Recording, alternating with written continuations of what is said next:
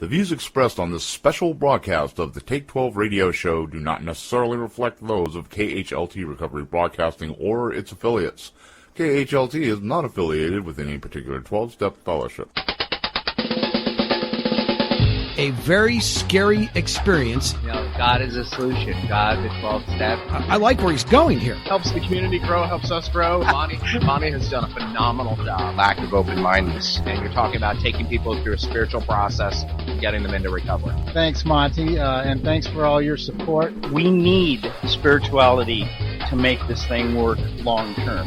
It's an absolute pleasure. He certainly knows a lot of people. This is one of the places that is about the business of the solution.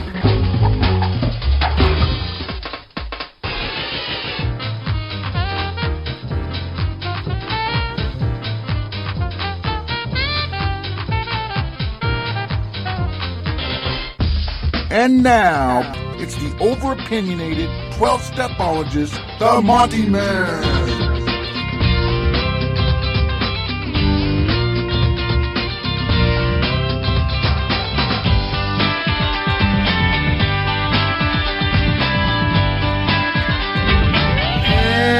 Welcome aboard, all you scallywags and scallywaggettes. Welcome to the Take 12 Recovery Radio Show once again. Here broadcasting to you from the studios of KHLT Recovery Broadcasting. Let me adjust my headphones there for a minute. Well, folks, what in the world are you doing for heaven's sake? A little play on words there, but really, other than for yourself, what are you doing for the sake of heaven? What are you doing for the sake of other people? I want to tell you that we have been incredibly blessed. Many of you know that we lost our main sponsor here last week. And a couple of people stepped up to the plate to fill that need. One was Roger McDermott from Huntington Beach, California, with JMR Consultants. That stands for Jesus My Rock Consultants. And he took over the financial obligation of the largest treatment facility in the country. And he just stepped up. So I just feel like God is telling me to do this. And so, again, Roger, God bless you, man. What a tremendous gift. And then Andrew Martin of Serene Scene Magazine stepped up to the plate. And we're doing some bartering there.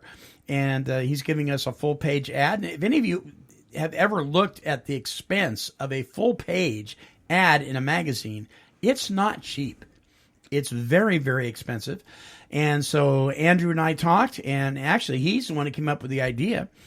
And he offers us a full-page ad in Serene Scene Magazine. You're going to be hearing about that here in just a few minutes.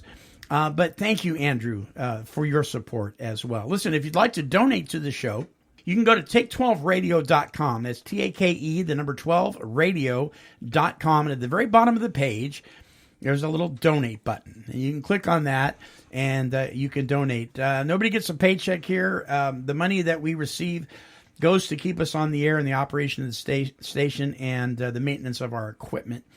And so we just want you to know, appreciate it. No amount is too small. And, many people today just don't have the ability to do that. And so for those of you who have stepped up to the plate, you are helping people that can't do that. And I don't want you guys to ever, ever, ever take away from your priorities financially to donate to Take 12 Radio. God has got our back. He's proven it over and over and over again. And so we just want you to know, how much we appreciate you and your prayers keeping us on the air here in our second decade of broadcasting. All right, our email address is take12radio@comcast.net. Please write us with your comments, your complaints. If you love us, hate us, it doesn't matter. We just love hearing from you guys, and we'll get back to you as soon as we can. Listen, we have recovery workshops on our site as well. Just go to Recovery Workshops. There's a whole bunch there. And, just not the featured shows, just a whole bunch of different links and resources for you. All right. Listen, there's nothing, we've had celebrities on, we've had authors on, we've had clinicians on, we've had a lot of interesting folks. But I will tell you, there is nothing more powerful than the true life stories of the average Joe like you and me. And I want to introduce you to my guest this week, Casey W. Now, Casey and I met just a couple of weeks ago when I was attending an AA meeting in Salem, Oregon. Now, there's a meeting in Salem that is located at the SOS Club. And this is a meeting that some friends of mine and myself, about once a month, we would take a road trip and go up to the SOS Club and hang out. And it was always a lot of fun. And I hadn't done it in, probably a good year and a half. And so I grabbed one of my sponsees and I said, let's go for a ride. And so we went up there. And as the SOS, well, not the SOS Club, but as this particular AA meeting, called Group 1, actually, in Salem, is known for, is many times, they ask you your name, and they write it down, and they'll call on you, and it's a podium meeting. So if you're shy about podiums, well, get over it if you're going to go to this particular meeting. And they did just that. They called on me, and it was an honor to be able to share for a few minutes. And then I ran into Casey after the meeting. Hey, buddy, how you doing? I'm doing well. Thanks, Monty. Yeah, that was fun. It's this fellowship thing. It may not be the program, which is the literature, but the fellowship, the interaction, and so forth. It's different than what we're used to, isn't it? I mean, we're kind of used to like meeting on different terms, those of us who were out there, yeah, running and gunning and that kind of thing. Absolutely, yeah, yeah. So we ran into each other and we hit it off. And one of the reasons that we hit it off has to do with the fellowship of the Spirit. Now, when I say the fellowship of the Spirit, I am not talking about the spirit of the fellowship. The spirit of the fellowship is, the fun and the camaraderie and all that kind of stuff at meetings and campouts and dances. But the fellowship of the Spirit that the Big Book of Alcoholics Anonymous is talking about is the fellowship of God's Spirit. And it was cool because Casey approached me and we just knew right off the bat that we had the same higher power. And please don't misunderstand me. I'm not ditching on anybody that is not of the Christian faith. I'm not. But you guys have been listening to me now for over 11 years, and you know that I don't make any bones about who I believe in. And I figured if it's good enough for the founders of Alcoholics Anonymous, it's good enough for me. And evidently, it's been pretty good for Casey, true? True, absolutely, 100%. So, Casey, you're looking good. You look sharp. You're clear-eyed, right? Absolutely. But you bet. Not long ago, was that the case? Not long ago, no. About 6 months ago, yeah. About 6 months ago. What was going on, man? Oh, man, I've battled with this addiction and alcohol problem for a number of years. I started when I was 16 years old, 15, 16 years old. And you're 30? I'm 30 now. Yeah, before this scene of drugs and alcohol, I was about a 3.9 GPA student. Mm-hmm. I started dabbling with certain things in high school, and that alone, I mean, alcohol and just a little bit of some other substances. I dropped out. I dropped out of high school, and just a number of years went by, and it took a toll on my life. Bought up, long story short, I first got clean and sober when I was 23 years old, and had a spiritual experience as a result of that. Learned how to pray, learned how to about my relationship with God that would keep me clean and sober, and that lasted 4 years. And I went back out, and that's kind of what led me up to this point, this relapse. It took me out 3 more years.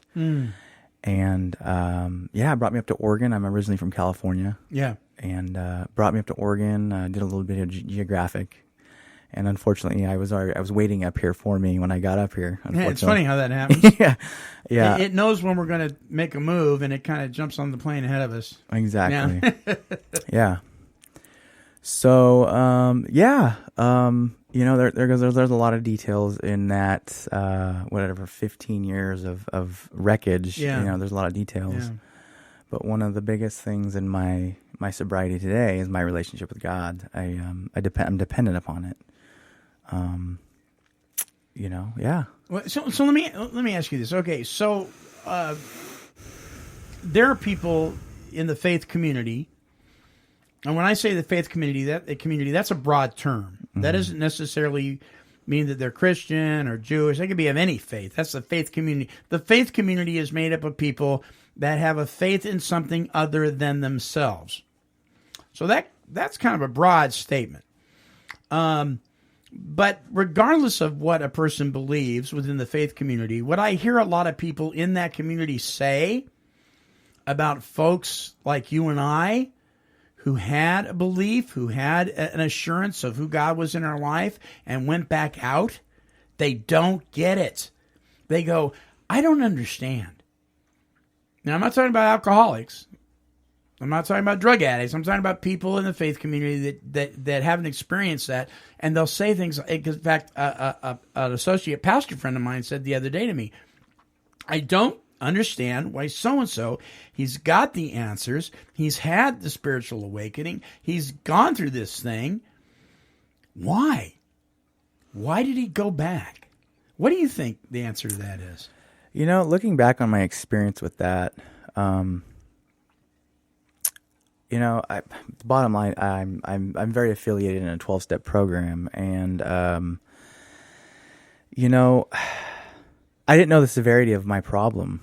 I didn't know what a resentment was. I had never gone through the steps. I learned that God, without working steps, I learned that God could keep me sober and developing that relationship with Him.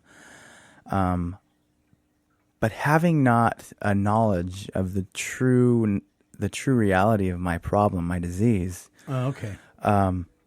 There were some things that happened in life, and I didn't know what to do with them because I didn't have the tools of a 12-step program. Right. To you can be specific, by the way, because we're using your last initial. Okay. So you're not breaking any anonymity if you want to be okay. specific. Yeah, the 12 steps of AA. Okay. And not knowing what I was really dealing with, Right. I was sober, and I was having bouts of happiness and joy with this relationship with God and Christ as my Savior, but still not knowing the severity of my true illness. I was sober, wow. But there were the book talks about being just the root of my problems is my self-centeredness. Yeah. And even though I had this relationship with God, I still had this wicked self-centeredness, this wicked ego that... And you didn't understand the severity of that. I didn't know. Right? I didn't know because the book, the big book of Alcoholics Anonymous discusses it. It explains it very well. Yeah. Of my true problems, with this illness. And I was very unaware of that, having not, had a really good sponsor or, not being taken through the book correctly. I walked away. It was my doing. I walked away from AA very early on in that first bout of sobriety. Yeah, yeah. So you didn't understand the severity of your self-centeredness. Correct. It's interesting too because we hear a lot of people talk about this thing as being a disease. The big book actually doesn't call it that; it calls it an illness. And it mentions disease once, and it says it's a spiritual disease, and it's talking about just that resentment, self-centered, self-centeredness thing is a spiritual disease. It didn't even say alcohol. But that certainly is something that erodes our spirit, erodes our personalities, and that kind of thing. And so if you don't know the severity of it, you can't acknowledge you can't fix what you don't acknowledge, right? Exactly. And absolutely. Did anybody ever come up to you and say, Casey, you have a lot of pride? And no. Did they ever say, Casey, you know what? You're kind of selfish and self-centered. Did anybody ever say that? No. Yeah. No, definitely not. In fact, I come off as a very gentle, humble person in a sense. If you can see the way he's looking at me when he says that. Oh, right. No. But on the inside, the self-centeredness, right. So you put on a good show. Yeah. Yeah. But you didn't even see it. That's the delusion. Yeah. No, it's right. a very sneaky delusion of ego. that I don't even know I have Right. until it's brought to my attention and explained to me, like in the book. The book of Alcoholics Anonymous explains it very well. Yeah. The root of my problems. It's not my drugs and alcohol. It's selfish self-centeredness. It's an overinflated ego that when things don't go my way, I'm a pissed off human being. Yeah. And scared little boy. Scared little boy. And the only way I know how to fix that when I don't get my way in misery is drinking and drugging. So you were doing that for a number of years. Yeah. Any scrapes with the law? No. I've been very fortunate. Wow. I've been very fortunate. I mean, I gotten some DUIs. I guess that's dealing with the law, but I've never been to prison or anything like that. Right. I got arrested a couple times for a couple DUIs, and that's pretty much the extent of my my doing with the law. Mm-hmm. I've been pretty fortunate. Right. I've been pretty fortunate and blessed that way. What about your relationship with the people that love you? What kind of toll did this take on them? Oh, it's heartbreaking. I mean, my mom, my mom, she's a widow now. My dad passed away about 6 years ago, and this relapse after 4 years of being sober, my mom was widowed through this whole thing and doing it with her on her own, having to deal with me. Mind-blowing, crushing to her. Didn't have any support from my dad to deal with this. Just disheartening and heartbreaking because I'm her only son. So it took a big toll on her. Yeah. Took a big toll. Only child. Only child. Yeah. Me too. Yeah. Yeah. Me too. Only Adopted child. when I was 2. Yeah. Yeah. Yeah. It's rough on them. It is. It's rough on them. It is. How are you guys doing today? Today we're good. As a result of working some steps and having I got my relationship back with God now because of I've done the 12 steps and today we're back. We're back. We are back in full function. In fact, she came up here to Oregon about a month ago to come visit me, and I was able to make some amends, and we've gotten that back now. It's absolutely beautiful. So where's she at now? She's in Lodi. She lives in Lodi, California. That's where I'm originally from. I was born in Lodi, California. That's blowing my mind. Yeah. My parents grew up in Stockton. Ah, yeah. My dad was city manager in Petaluma, California. Okay. For 20 years. Moved back to Stockton. I moved to Stockton with my alcoholism. Right. How about that? And bought a lot of alcohol at Long's Drugstore in Lodi. Oh, of course. Stuck in Lodi again. Yeah, it's hard to get out. I was able to make it out, thank God. Yeah. Yeah. What a trip. Stuck in Lodi, Creedence Clearwater. Oh my gosh. Okay. Well, we're going to take a break, and when we come back, let's talk about what's different. I mean, what specifically is different? Because that's what a lot of people say. A lot of people ask the question, asked the question to me, because I was the 30-day wonder for, years. I'd stay sober for 30 days, and you could almost mark your calendar. I didn't have the answer to that. And then at the end of one 30-day period, I didn't go back out. And so I was at a kind of a conundrum. Why aren't I going back out? I was waiting for the ball to drop, and so was everybody else. So we're going to talk about a little bit about that and what is different this time from 6 months ago than all the other times. And we'll be real specific about that, okay? All right. All right, folks, don't go away. More with my guest, KCW, when we return. Serene Scene Magazine is published for individuals who are seeking knowledge, support, and hope. Addiction is a systemic problem, and the content of Serene Scene reflects the complexity of putting addiction into remission, with special attention given to the loved ones of the addict. And now, here's Andrew Martin, Editor-in-Chief for Serene Scene. I'm Andrew Martin, creator of Serene Scene Magazine. The whole purpose of Serene Scene Magazine is to help people help themselves to a long-term quality lifestyle of recovery. Please have a look at some of the technological features that it has, the audio files and the video files that are incorporated into the publication as well. I hope you have fun with it, and I hope there's something there for you. Serene Scene, a magazine for long-term healthy lifestyles of recovery. Visit www.serenescenemagazine.com and subscribe today. Choosing a facility for drug and alcohol rehabilitation treatment is an important decision. It should be a place where you will be comfortable and supported, and one that is staffed, equipped, and programmed for successful outcomes.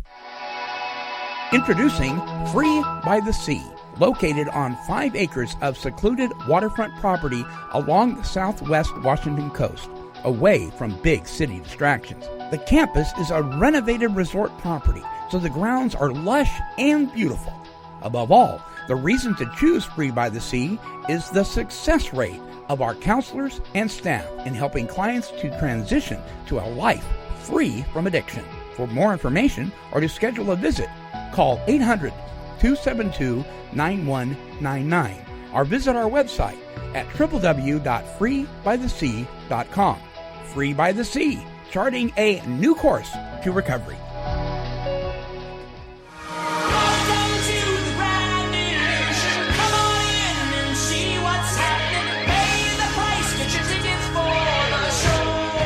All right, welcome back. You've tuned in to Take 12 Recovery Radio here at take12radio.com on your internet dial. We have something brand new as of last week, and that is something that's making it a lot easier for our listeners to take us with them, to take us with you. We are now registered with Podomatic. And if you're watching this on our YouTube version, right about now, there's going to be a thing that comes up that has the Podomatic website and so forth. We have an app now. If you go to Podomatic, PODOMATIC.com, and download the app on your smartphone, and then type in, once you've done that, in the search box, type in Take 12 Recovery Radio, all one word. It'll take you to our podcast, and then you subscribe to it, and then you'll be notified on your smartphone whenever there's a new broadcast. So that way you don't have to go to the website every week and that kind of thing. And we also have a Podomatic website, and all the information is on that graphic that's there on YouTube that you're looking at right now if you're watching on YouTube. If you're not watching on YouTube and you're listening just on audio, our address at Podomatic is www.take12recoveryradio.podomatic.com. And once you go there, you can click on the follow button. You can click on the subscribe button. You can subscribe through iTunes if you like. If you have an Android device, you can do it that way. There's just all sorts of ways that there's no excuse to not to tune in. Okay? Whew, I got excited for a minute. So we're glad to be part of Podomatic now, and we want to make sure that we have all sorts of ways that we can get this broadcast to you, and that's just another way. Of course, our main website, if that's all very confusing, is take12radio.com. You can type in the number 12 or the word, it'll take you to the same place, and you can get to all those things I just told you about. All right, KCW is my guest, sharing his experience, strength, and hope, what it was like, what happened, and what it's like now. So we know what it was like. It wasn't too, it was kind of ugly. Yeah. You know, you got some scrapes and bruises out of that, but you didn't end up going to prison for 6 years or any of that kind of thing. Right. Yet. Right, yeah. It's always a yet. And we hope that never happens. But you kind of got into this thing, and at least into the fellowship of your 12-step fellowship. But this time something's different. Can you pinpoint it for us? What's different? Well, for me, starting, having not been able to quit on my own power. Yeah. Is that what you were trying to do before? Yeah. Absolutely. I mean, obviously, yes, absolutely. This time around, having been beaten to a pulp and completely humbled by alcohol and drugs, for me, I guess the last stop on the bus is Alcoholics Anonymous. I'm humbled to come in there this time, desiring to work steps, knowing that there's really no other solution besides having this spiritual experience through the steps. For me, it's through the process of working the steps that deflates my ego. and my self-centeredness, like I talked before. I have this overinflated ego, this self-centeredness that I don't know I have. So it's through the process of working the steps this time that my ego is deflated, or I have this layer of self-centeredness and ego that God's grace can't get through without working steps. Does that make sense? So you're like, he's there, but you're blocking him? Exactly. Yeah. Exactly. Until I work these steps, and I've had this experience. It's just that until I work these steps, it's like my ego gets deflated. Yeah. It says in the 12 by 12, in step 5, it says that all of AA's 12 steps go contrary or they oppose our human instinct. Oh, do they ever? And that's that they deflate the ego. Yeah. And that's, for me, that's the root of my problem. As I am self-centered, I have an overinflated ego. And that ego will not let God's grace come in and help me out, which is my real recovery today, is God's grace and his power. And it's like, without admitting step 1, powerlessness, it's like a power and a power trying to come together. Yeah. And I use this analogy of like two electrical circuits, I was just thinking about magnets. Magnet. Yeah, exactly. yeah. You have two power sources and you try to put them together and you get nothing but chaos and calamity. Yeah.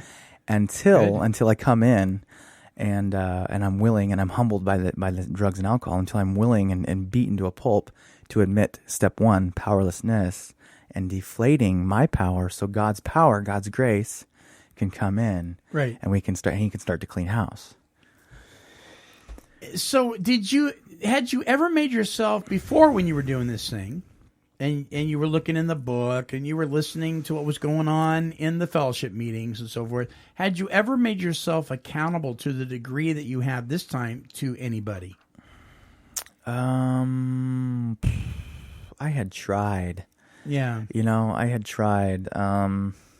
As far as, what do you mean as far as... Well, kind of like, give you my example was, I got a sponsor right off the bat when I first came in, but he was a sponsor in name and phone number only, and I could say I had a sponsor, right? But it wasn't until I gave somebody permission to yank on my chain anytime they wanted to, even if they were wrong, that I started paying attention. Right. And that was a big ego deflator. Yes. And I think the difference what I hear there is having a good sponsor. Yeah. I had a lot of it took me about 4 or 5 sponsors to get to the good one that would not co-sign my bullcrap. Yeah. The first few sponsors wanted to pat me on the head and tell me everything is going to be okay. And with an overinflated ego, my ego loves to hear that. You bet. You know what I mean? You bet. And it took me 4 or 5 sponsors of relapsing. I kept relapsing until I got to this one sponsor that 33 years plus that there was no bullcrap with him. He says, you're either, you need to stop bullcrapping me. And really it was just that ego was being deflated. Sure. It was the process. Sure. And ego deflation is where it's at. Wow. It's been said, and I'm, when they say, I don't know who they is, a lot of times. But it has been said, and I don't doubt it, that a good 90% of the people in today's 12-step fellowship meetings as a whole, whether it's Celebrate Recovery, Narcotics Anonymous, Alcoholics for Christ, Alcoholics Anonymous, whatever it is, whatever 12-step, mainstream 12-step fellowships that are gathering, what I mean by that are people that use, by permission, the 12 steps of AA, because that's the mothership. That a good 90%, maybe more, do not have sponsors, and if they have sponsors, they don't utilize them the way the program would lay out a program of action. They don't do that. That's very frustrating for me because I also work in the drug and alcohol assessment field, and I watch people come in and out, like clockwork, that won't do the work. Usually they'll either get to the 4th step and drop out, or if they get through the 4th step, they'll get to the 9th step, where the relationship goes from being with a pen, a piece of paper, and themselves to actually being with other people. So now they're making amends, and they drop out. Do you see that happening? Do you see people just kind of, being meeting dependent, step dependent, people dependent, and not God dependent? Oh yeah, absolutely. So many, it's that self-will. It's that always wanting to be able to do this thing on my own. Yeah. At first we ask for human help. Right. I guess that's the first part of it. Sure. But then and that's good. That's a good start. Absolutely. Yeah. A lot of people struggle with God. They don't. Sure. Having to do anything with the power of themselves, other than themselves. Yeah. Is out of the question. And you're going to struggle. For me, it's God. It's all God today. But you said earlier that you had a problem with God in the beginning, right? Not so much a problem. Well, yeah. I mean, as far as my self-will and God goes, so surrendering. That was surrendering. Was a problem. Yeah, absolutely. Self-will, wanting to be able to do this on my own power, in self-will, doesn't work. I can't do it. And do you think that perhaps that's really at the root of a lot of people's problem? Yes. I have a problem with God, or I have a problem with church, or I have a problem with religion. What's really going on is they want to be in control. Absolutely. I it's not that I have a problem having faith in God. I have a problem not having faith in myself. Does that make sense? Yeah. I Sure. can't seem to I can't seem to stop trusting myself to get through to God, or even to get past trusting God. Yeah. Absolutely. And that's just as true for me today as it is when I first walked into the rooms this time around. I still want to, be in control of so many things. Yeah. With that self-will. There was a gentleman in the meeting that I met you at that I thought what he had to say was very interesting. I enjoyed him. He was an old-timer, and he looked like an old-timer. And I know who he is. I've seen him around for quite a while. And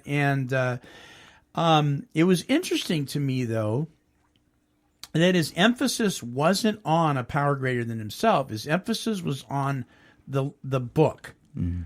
Everything was about the book. And I'm a big book thumper. I'll admit it, because my attitude is, well, how would you rather be thumped? Because you're going to get thumped. Right. It's a pretty good way to get thumped. Because I believe in following the directions that are in there. And when you do that, things happen. Mm-hmm. But there's no power in the ink on the paper. It's just ink on paper. Mm-hmm, mm-hmm. But this gentleman was like, everything was about the pages and the ink on the paper, and it saved his life. And how important that inanimate object was. And I never heard him one time. Well, no, I take that back. At the end, I did. I never heard him one time before that mention even a power greater than himself. It was all about him and that book, him and that book. And I sat there and I'm thinking to myself, wow, where's his dependency? Mm-hmm. Some people are step dependent. What I mean is they become dependent on the practice of doing the work, mm-hmm, instead of the one those steps are pointing to. Exactly. It was very interesting because when he closed his share, he said, I love Alcoholics Anonymous, I love God, and I love this book. And I thought, aha! So in there somewhere, he's picked something up, or he really believes something. Maybe he's sharing because he's being careful. I don't know. But it seems like people are being too careful sometimes. Well, yeah. People don't want to step on any toes, especially when it comes to God. Right. We're so sissy when it comes to talking about God. And I don't. That's just since I don't know. so many people don't want to have anything to do with God, in the darkness that we walk through in our drug and alcohol pasts, it's a dark, grim, godless. I mean, there's there's no God, so from having to go so dark into light is resistance. There's so much, So to play devil's advocate, I'm going to play devil's advocate here for a minute. Shouldn't we be kind of careful? Shouldn't we use wisdom and maybe not step on the toes of our brothers? Yeah. Yeah. Well, I don't know, Yeah, it's kind of either you're dying or you're not. Exactly. And if you're the real deal, like I am, I have to be 100% completely dependent upon God. Right. I hear of people having to work steps, once or twice a year, and that's great. I find myself working steps on a daily basis, and not so much steps, but it's a reliance upon God, a reliance upon that relationship with God, and living in His presence. Inviting His presence down, and abiding in Him all day long. It's not just one prayer when I get up in the morning; it's a prayer all day long. And it's kind of like the Sabbath.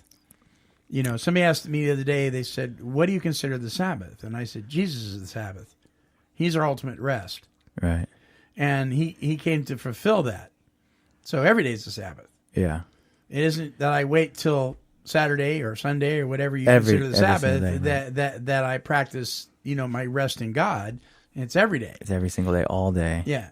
Even while I sleep, I pray for Him to work over me while I sleep, because He doesn't sleep. Right. My spirit doesn't sleep, certainly. Okay, we're going to take our last break. When we come back, I want to ask you what your experience has been with other members of the body of Christ and your recovery in your, what some would consider a secular 12-step fellowship called Alcoholics Anonymous. Oh, boy, I can hear the emails coming now. So, folks, don't go away. We'll be right back. More with my guest, KCW, when we return. Men, women, and their families experience tremendous pain and suffering due to the struggles they face from substance abuse and its co-occurring mental health challenges. They need to find a safe place for peace and healing. Therapia Addiction Healing Center was born out of a deep desire to provide that safe and powerful healing environment. Therapia exists to help people recover from addictions by developing and maintaining healthy, meaningful relationships with God, self, and others. To speak with an addiction specialist, call 1-855-652-4325. That's 1-855-652-4325. Or visit our website at www.therapia.net. Therapia Addiction Healing Center, restoring lives one step at a time. Hey, look! Running around in the meetings, gobbling up gallons of bad coffee, flapping his gums wherever he can bring a smile to a hurting face. It's Slogan Man! We know cute little platitudes and sayings on the wall in a 12-step meeting won't keep you sober, but they sure will make you think, consider, and even laugh your way through an otherwise crappy day. Can't wait to get to your home group to hear those slogans over and over and over and over again? No need to. Pick up a copy of the 12-Step Gazette and join the adventures of Slogan Man. Visit www.12stepgazette.com and subscribe today. Slogans and platitudes are no substitute for working the steps, but Slogan Man is very cool.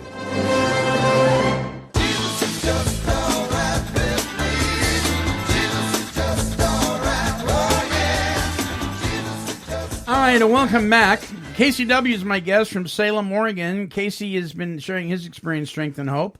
A little bit about what it was like, what happened, and what it's like today. And in the talking about, before I do that, Casey, here's your copy of the holiday version of the 12-Step Gazette, by the way.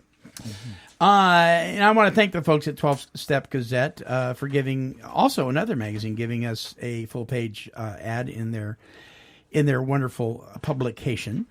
It is printed originally for Philly and South Jersey in those areas, but it's actually distributed all over the world. And there are some wonderful bits, some wonderful stories in there, and jokes and just recovery goodies.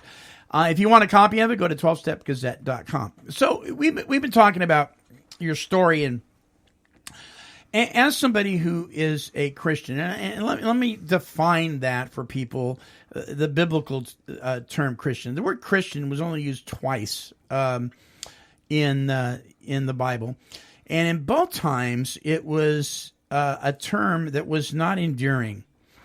It was cynical. It was primarily used by the Roman Empire to accuse.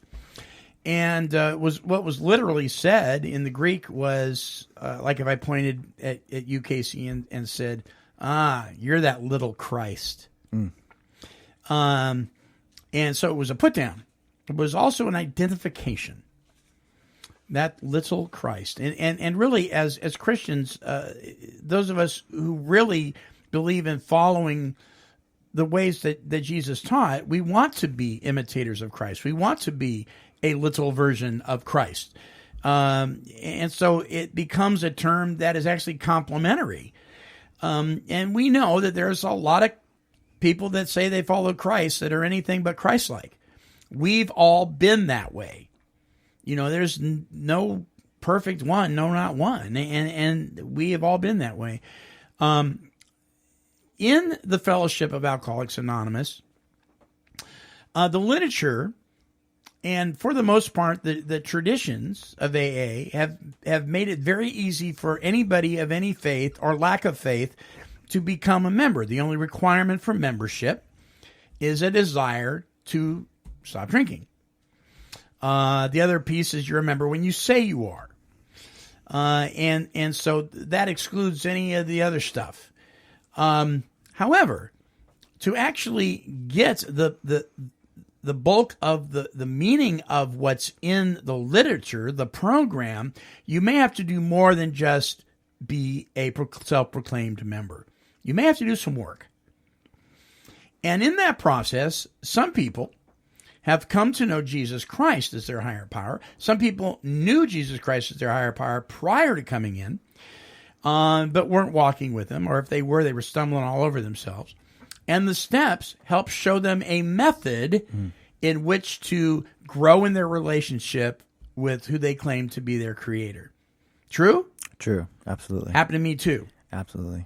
I was a pastor. I was an associate pastor. I was a youth minister. I was the president of California Christian Concerts, and I could not stay clean. There you go. And so people would look at me, non-believers, and they go, "What's wrong with you? If God's so powerful and you believe in him, And I would hear that. I would hear it from other Christians. Well, you don't have enough faith. Right. You don't love God enough. That's why you relapse. You don't get up early enough with your Bible and do devotions on a regular basis. You don't tithe. The reason you relapse is you just don't have enough faith." Right. It was the same, and I'd get things like, if you're claiming this is an illness, okay, well, just like, somebody getting healed from cancer miraculously by the power of the Holy Spirit, you can too. You can be healed of your alcoholism if you just have enough faith. And I bought into that. I believed it. And so what happened is it became very shame-based. It was all about my works, right? My faith, my prayers. And what happened to me was, one day, while in my 12-step fellowship, God gently tapped me on the shoulder, and I heard that, not audibly, but that still small voice inside that said, "Son, when you stop depending on your prayers and start depending on the one you're praying to, you'll stay sober." And I thought, wow, that goes contrary to what everybody was telling me. Now, listeners, I'm not saying that all Christians feel like that, but it was my experience that a lot of them were like that, and they were well-meaning. They didn't know how to deal with my mess. Right? Right. What happened? What has happened to you? How is your experience with other people of the Christian faith? How how have they accepted your participation in what would otherwise be known today as a secular 12-step program? You know, I hear and feel a lot of hostility towards the AA and Alcoholics Anonymous, especially from the church. In my church, yeah, they look at it as a weaker link, you know. But this coming from a people who don't suffer from what I speak for myself, what I suffer from, in this illness, if you will. Yeah. They don't know. A lot they talk so down on Alcoholics Anonymous, thinking that it's not a spiritual program, or they don't speak of God. Sure, they don't mention Jesus as higher power or whatever, but very challenging. Very I'm very caught in the middle. Absolutely. I'm very much involved in my church. Yeah, me too. Very much involved in AA, and it's funny because they both clash. AA clashes with church, the people who don't want to believe, and church classes with AA because they think of it as a maybe a different cult or denomination, or just they don't do it the way we do. They don't do it the way we do it, right? And it's simply because they don't suffer from what I suffer from, and for me, it's a insane self-will that just wants to run riot. Insane overinflated ego that most people don't suffer from. But are there really any normies? Really? No, absolutely not. Just because they don't do what we do to find happiness outside of God, right? Doesn't mean that they're well, fine, and wonderful. Yeah. They're not a wealth of mental wellness. No, absolutely. In AA, NA, the church, any place. No. We're not shining stars. For all have fallen short of the glory of God. Yeah. Not one. Yeah. And that doesn't make, just because we take our life, we burn our lives all the way to the ground with drugs and alcohol, doesn't make us any worse than them just because they don't, Do you think that this part of the body of Christ, and for listeners who don't understand the body of Christ, meaning the fellowship of believers, that this portion of them, and I say portion because not everybody that's Christians are down on groups like AA. I mean, we're both Christians. Right. But do you think those people that have been doing that, do you think they make it difficult for you to be able to share your faith with other members of AA? Because of the sour grapes kind of thing? Kind of, sort of, yeah. Yeah. Yeah. Yeah. It's been tough, because I'm a hot or cold kind of guy. Yeah. Or I'm either all church or I'm all AA. And I can't do either one fully without having some kind of chaos. Yeah. I need both fellowships. Right. And that's been a very, very hard balance to figure out. But once I figured out the severity of my illness, that I do need AA, it was easier to do AA, and it's easier to do both now. Once realizing how much I need both, that I'm not normal, and that's okay for me to admit today. Sure, I have this thing. You bet. I have this thing, and I'm not normal, and I need steps. One of the things that and I think the church is getting better at this with the I won't say onslaught. It really hasn't been an onslaught, but the coming of age of things like Celebrate Recovery and Alcoholics for Christ and things like that. There's been more of an understanding, but I think one of the things that attracted me to the quote unquote secular 12-step movement was the transparency people had there. I think people usually over-exaggerate their dilemma in AA and NA and such than they do under. I mean, sometimes we say we minimize too much. Maybe we do that when we're working the steps with a sponsor. We may not be totally honest at first, so we may minimize. But man, there's something in meetings that we just pour it on, baby. We like telling these great stories, like that. But when you get within, at the Bible study or the home group or whatever like that, people are still very protective. They've still got, their masks on a lot of times. Mm-hmm. And I think that's one of the things that attracted me Right. You know, it was because I don't know. I felt like I could come in here and just be as ugly and messed up as I was, and I didn't get too much flack for that. Absolutely. And you know what? I'll be honest with you. That's what I love about the secular program as well, so much. In those first 4 years that I was clean and sober, not having that secular program, I was becoming so clean and so kind of self-righteous in a way, or I just didn't have that fellowship that I can connect with, that knows what I'm going through, because I walked away from it so fast. I was to a point where at 4 years clean and sober, I was so well, fine, and wonderful, don't you know, that I was cured, and I was judging addicts and alcoholics to an extent. I was so self-righteous and so well, fine, and wonderful, where I was, like what you were saying, kind of making, just not even, just totally doing away with my past, not forgetting from whence you came. Exactly. And the Bible warns against that. Yes, absolutely. Yeah. And that was been part of my experience. I don't ever want to have that happen again. I never want to forget where I came from, or think that, it helps me pray realizing where I came from and where I can go if I stop my relationship with God. I know in a heartbeat where I'll go. So to be fair, on both sides of the fence, not all AA meetings are all about becoming meeting dependent and, just trust in each other and not in God, and, all the stuff the horror stories you hear from the faith community sometimes. Some of them are very, very God focused. Some of them are very spiritual in nature, in the way of teaching you and showing you what the literature is trying to teach. I mean, Alcoholics Anonymous is the book.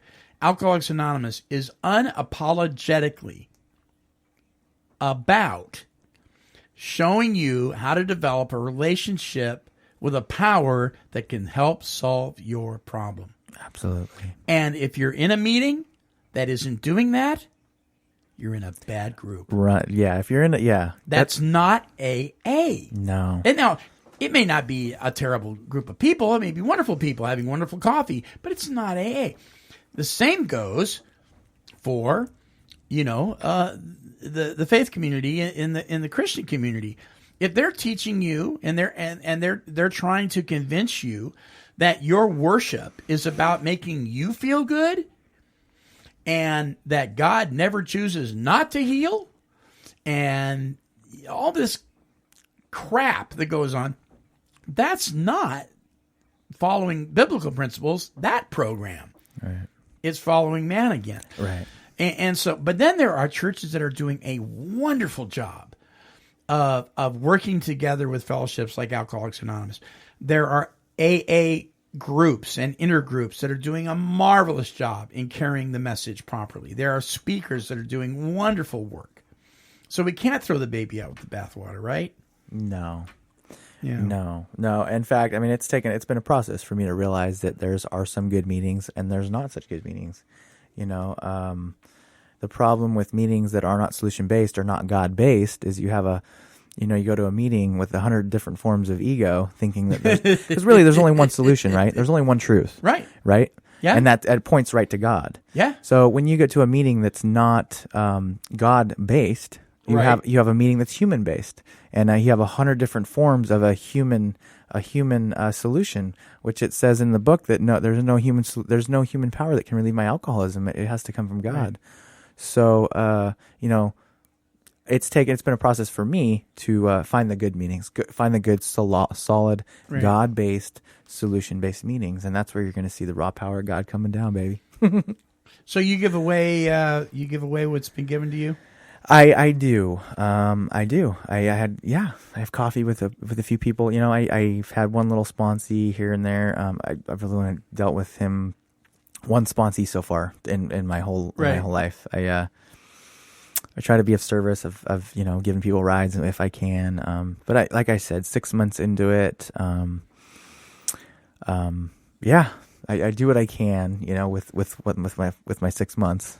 Brother, there are people that have been in the fellowship with their nose in the book for 6 weeks, and they understand and get it better than some people that have been doing it for 30 years. Yeah, right. It's just interesting. Right. Right. So I congratulate you for what you're doing. And it's like, it's a roller coaster, man. And it does stop, just not today. Right. Right. Amen. And, I've come to look at this thing as a blessing.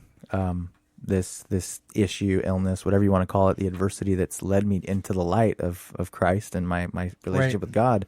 It's a blessing, Adversity today is a good thing in my life because it's God pruning me. It's God. Right. So you can continue to grow, right? Absolutely. Absolutely. Nothing is bad today in my life. Everything is good because God is good. And when adversity comes, it's for my good. It's when He sends it, it's for my good because there's an area of my life that needs to be pruned. And usually that's how he heals and he strengthens us through adversity in life. Yeah. He doesn't just come down and say, "Hey, stop doing that." Right. It comes through adversity in life. Right on. So I like to say that only light can shine in darkness. It's almost necessary. It's necessary for us to walk in a certain amount of darkness in our lives to get into the light. Light can only shine in darkness. Yeah. Yeah. And my ultimate goal is to get into the light today, living in His presence. I didn't realize how much God had worked on me until I realized how sick I was. And you talked about that, and not really knowing how sick you are. Right. So active alcoholism, active addiction in whatever area of your life, whether it's sexual addiction, overspending, codependency, whatever it is about powerlessness, your inability to control what's going on, the tail's wagging the dog. But true recovery is about power. Amen. Capital P. Yeah. So today, we have what we never had before. Today, we have a choice. Amen. Today, we have a power, which we didn't have before. Right. Right on. Yeah. So I'm going to let you close this out. Any last words, my friend? Man, Monty, I don't know. First time I ever had an opportunity to do something like this. I appreciate your. You bet. Appreciate you calling me, and being able to, I don't know, share my experience, strength, and hope. It's been a blessing, and thank you. Right on. I'm glad you did it. Yeah. I'm glad you did it. All right, my friends, if you'd like to send Casey a message, you can send him care of take12radio@comcast.net. You can email us here, and I'll make sure he gets it. And you can download this show. You can save it so you don't have to take up data on your phone, to your phone, if you go to take12recoveryradio.podomatic.com. You can subscribe to our shows just through an email subscription by going to take12radio.com and clicking on subscribe at the bottom of the page. Until our next broadcast, this is the Monty Man along with my guest Casey W., and we're wishing God's perfect serenity for you.